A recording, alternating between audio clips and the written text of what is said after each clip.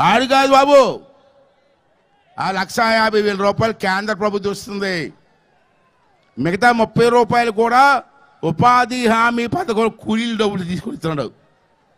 మొత్తం డబ్బు అంతా కేంద్ర ప్రభుత్వం ఇస్తూ ఉంటే మోదీ గారి కొడుకు పుడితే నా కొడుకు అని చెప్తున్నాడు దౌర్భాగ్యుడు. ఎంత సిగ్గండి సార్. రెండోది సార్, మీరు ఒకటి ఆలోచించాలి సార్, మన ప్రభుత్వం వచ్చిన సార్ మీరు తీసుకోవాల్సినవి. విశాఖపట్నంలో 123 ఎకరాల భూమి తాకట్టు పెట్టారు సార్ 25,000 కోట్లకి. 25,000 కోట్లకి సిగ్గులే జగన్మోహన్ రెడ్డి. విశాఖపట్నాన్ని డెవలప్ చేస్తావు, ఉత్తరాంధ్రాన్ని డెవలప్ చేస్తూ ఉన్నావు, భూములు అమ్ము దిగుతున్నావు నువ్వు. మొన్న చూశారు రైతు బజార్ కూడా తాకట్టు పెట్టేశాడు. ఏంటండి ధర్మం అండి? విశాఖపట్నంలో కొండ కొట్టేసి 430 కోట్లతో భార్యాభర్తలు ఇల్లు కట్టుకుంటారా? అంత ఇల్లు కావాలా నీకు? మీ ఇద్దరికీ అంత ఇల్లు కావాలా ప్రజల సొమ్ముతోటి?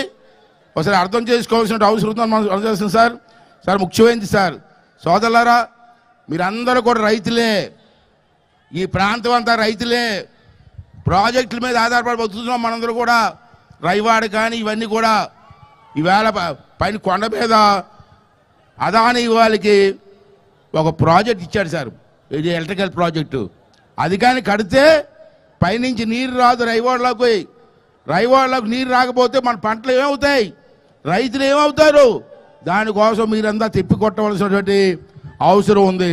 రెండోది సార్, మా తాతగారు మనందరికీ కూడా నాన్నగారు తాతగారు భూమి ఇచ్చారు. అది పాస్ పుస్తకం ఉంటుంది.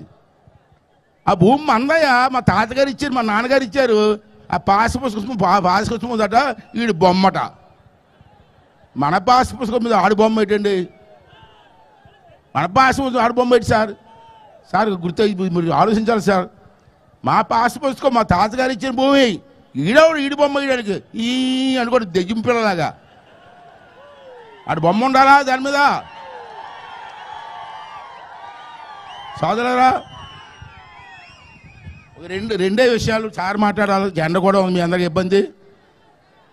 అమ్మా, ముందుగా ముఖ్యంగా ఆడవాళ్ళకి, నేను వస్తే బ్రాందీ షాపులు ఉండవు అని చెప్పాడమ్మా. ఆడవాళ్ళు చెప్పండి, చెయ్యొద్దండి. తీసాడమ్మా. తీయకపోగా బ్రాందీ షాపులు అప్పు తెచ్చాడు. తెలుసా? బ్రాందీ షాపులు అప్పు తెచ్చాడో తెలుసా? 8,000 కోట్లు, 8,300 కోట్లు అప్పు తెచ్చాడు బ్రాందీ షాపుల మీద. వడ్డీ ఎంత? 9.62%. ఎన్ని సంవత్సరాలకి? 25 సంవత్సరాలు. వీడు 3 నెలల్లో జైలుకి పోతాడు, 25 సంవత్సరాలు అప్పు తెస్తాడా? మరి రేపు చంద్రబాబు గారు గెలిచిన తర్వాత, జనసేన గెలిచిన తర్వాత అప్పు తిరుగుతుందా? వీళ్ళు తీర్చాలా? ఏంటండి అన్యాయం? ఏంటండి బ్రాందీ షాపుల మీద అప్పు ఏంటండి? ఒకసారి అర్థం చేసుకోవాల్సిన అవసరం ఉంది సార్. రెండోది ఏంటంటే, మీ పొలాల చుట్టూ రాళ్ళు వేస్తారండి, సర్వే రాళ్ళు ఉంటాయి కదా, సర్వే రాళ్ళు చుట్టూను ఉన్నాయా? దాని మీద కూడా ఇటు బొమ్మ, దిక్కుమాల బొమ్మ. ఆ సర్వే రాళ్ళ మీద కూడా ఇటు బొమ్మట. పెద్ద అందగాడు, మరి ఇటు బొమ్మ ఉండాలా?